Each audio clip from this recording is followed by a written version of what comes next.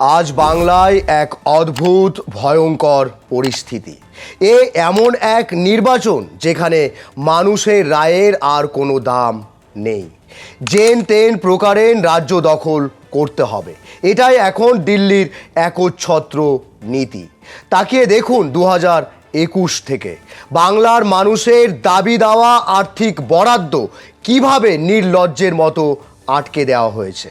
মনরেগার টাকা, পাকা ঘরের টাকা সব আটকে রেখে প্রান্তিক বাঙালিকে ভাতে মারার চেষ্টা চলছে। ইডি এসেছে, সিবিআই এসেছে, হাজারো মামলা ঝুলছে, কিন্তু 19-এর সেই হাওয়া আর আনাই গেল না। এবার দিল্লির চাণক্যরা বুঝে গেছেন মানুষের সমর্থনে ভোট হবে না, তাই একেবারে সোজা হিসেব নির্লজ্জের মতো নির্বাচন কমিশনকে ব্যবহার করেই বাংলাকে দখল করতে হবে, আর তার জন্য যা করতে হয় তাই করাও হবে।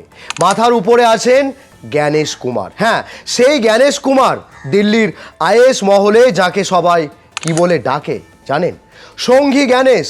অবাক হবেন না মশাই, ওনার দপ্তরে অর্থাৎ সঙ্ঘী জ্ঞানেশের নাকি একটা ক্লারিক্যাল মিস্টেক হয়েছে। নির্বাচন কমিশনের স্ট্যাম্পের জায়গায় বিজেপির স্ট্যাম্প পড়ে গেছে। হইচই হওয়ার পর কমিশন বলছে এটা ভুল, কিন্তু সেই ক্লার্কের টেবিলে বিজেপির স্ট্যাম্পটা এলো কোত্থেকে? এই উত্তর কে দেবে? আসলে নির্বাচন কমিশন এতটাই নির্লজ্জ যে ঢেকে রেখে কিছু করার চেষ্টাও আর করছে না। তাই প্রশ্ন জাগে, এটাই কি তবে শেষ দান? সংবিধান বিপন্ন, প্রজাতন্ত্র বিপন্ন। 26-এর ভোটের আসল সত্য জানতে সম্পূর্ণ প্রতিবেদনটি দেখুন এবং শেয়ার করে প্রতিটি বাঙালির কানে পৌঁছে দিন। শুভ দিন, আমি নাসিব আক্তার, বিশ্ব টাইমসে আপনাকে স্বাগত। আলবিয়া মেডিকেল সেন্টার, নির্ভরতার নাম চিকিৎসায়। এখানে আছে আইপিডি, আইসিইউ আর আইসিসিইউ, আর আছে একদল অভিজ্ঞ সহানুভূতিশীল ডাক্তার এবং স্বাস্থ্যকর্মী। সার্জারি হোক বা ডায়ালিসিস, বিশেষজ্ঞ পরামর্শ হোক বা routine health check up, আলবিয়া medical centre মানেই প্রযুক্তি, পেশাদারিত্ব আর মানবিকতার মেলবন্ধন। 24 ঘন্টা অ্যাম্বুলেন্স এবং জরুরি পরিষেবা, সবই এক ছাদের তলায়। ষড়যন্ত্রের প্রথম অধ্যায়, আপনার ভোট দেওয়ার অধিকার কেড়ে নেওয়া।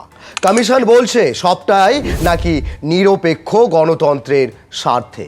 এবার হিসেবটা দেখুন, 60 লক্ষ বিচারাধীন ভোটারের মধ্যে 29 লক্ষের বিচার নাকি হয়েছে।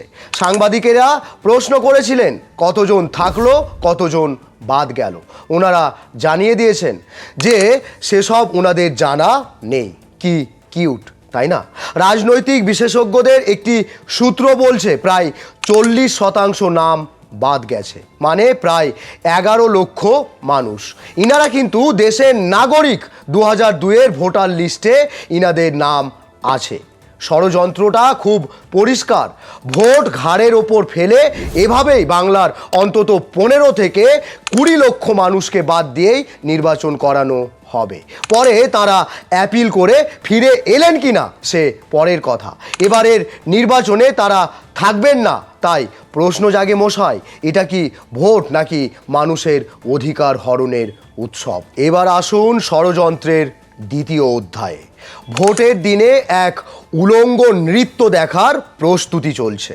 পুলিশ কমিশনার থেকে একগুচ্ছ IPS, IAS officer, SP, DSP, DM সবাইকে সরানো হলো। থানায় থানায় বড়বাবুদের বদলি চলছে। কেন? সুষ্ঠু নিরপেক্ষ নির্বাচনের স্বার্থে। শুনুন তবে একটা তথ্য, 2019-এও কলকাতা পুলিশ কমিশনারকে সরানো হয়েছিল।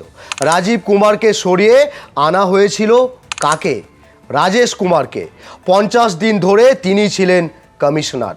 ভোট শেষ হতে না হতেই তাকে বিদায় করা হলো। সেই নিরপেক্ষ পুলিশ অফিসার এখন কোথায় জানেন?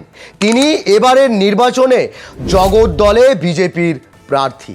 ভাবুন, ইনি হলেন সেই নিরপেক্ষ পুলিশ অফিসার যাকে জ্ঞানেশ কুমাররা তখন কমিশনার পদে বসিয়েছিলেন। এটাই নিরপেক্ষতা?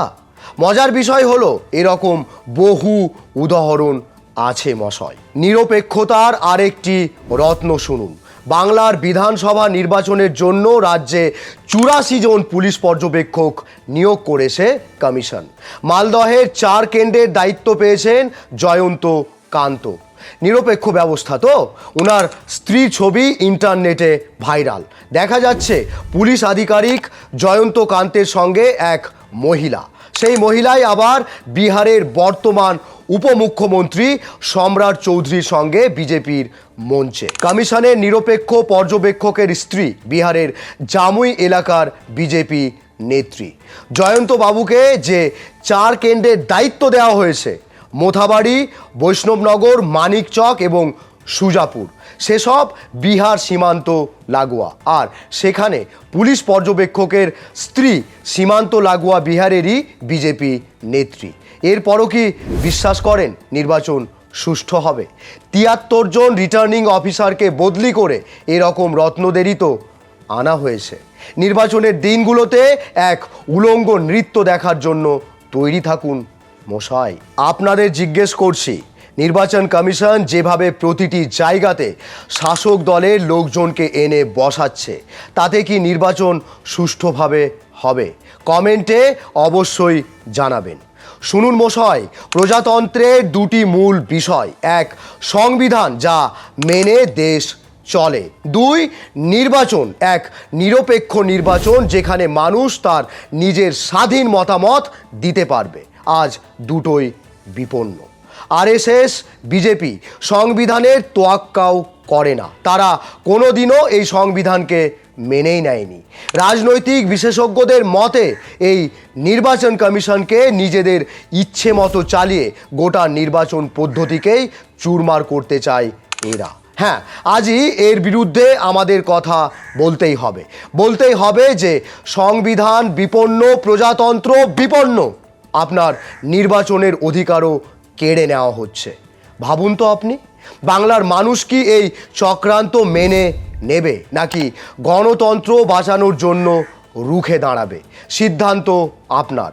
অবশ্যই কমেন্টে জানাবেন আপনার মূল্যবান মতামত। আর এই ভিডিও প্রতিবেদনটি প্রচুর শেয়ার করুন। প্রতিটি বাঙালিকে এই ষড়যন্ত্রের সত্যটা জানতে হবে তো। আর অবশ্যই আপডেট খবরের জন্য আমাদের চ্যানেল বিশ্ব টাইমস সাবস্ক্রাইব অথবা ফলো করে রাখুন। সুস্থ থাকুন, সচেতন থাকুন। বিশ্ব টাইমস, ফিরবে হুঁশ, জাগবে মানুষ। জয় হিন্দ।